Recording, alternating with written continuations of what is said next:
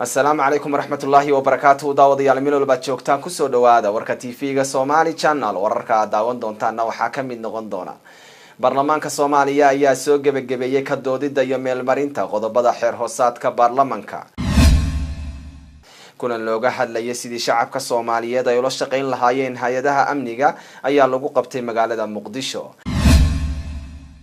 madaxweynaha Puntland Cabdiraxmaan Faroole ayaa magaalada Garowe kaga qayb galay daahfurka mashruuc wax lagaga qabanayo xaalufka iyo nabad guurka deegaanada Puntland oo ay ku baxayso lacag gaaraysa $50 milyan. Somaliland wasiirka wasaaradda kalluumaysiga ee Somaliland ayaa magaalada Berbera ka furay shirkad cusub oo ka ganacsan doonta kalluunka oo lagu magacaabo Somaliland Fair Fishing. shirkadaasi oo xarun lagu kaydin doono kalluunka ka samaysay magaalada Berbera. daawadayaal intaas warka madaxdiisii waxayna ugu soo socdo warka oo faahfaahsan hase haatee ku soo dhawaada qadar yar xaysiina.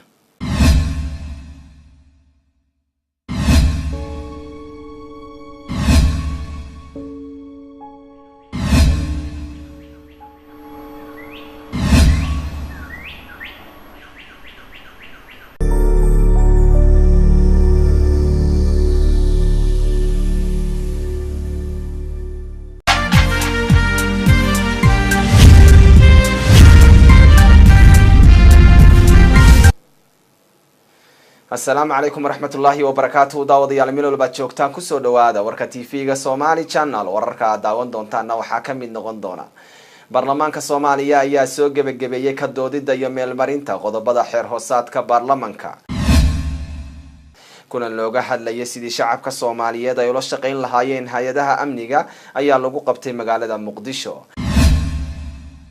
madaxweynaha Puntland Cabdiraxmaan Faroole ayaa magaalada Garowe kaga qayb galay daahfurka mashruuc wax lagaga qabanayo xaalufka iyo nabad guurka deegaanada Puntland oo ay ku baxayso lacag gaaraysa $50 milyan.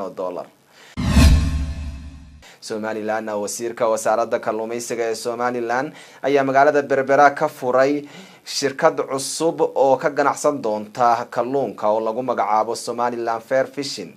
shirkadaasi oo xarun lagu kaydin doono kalluunka ka samaysay magaalada Berbera.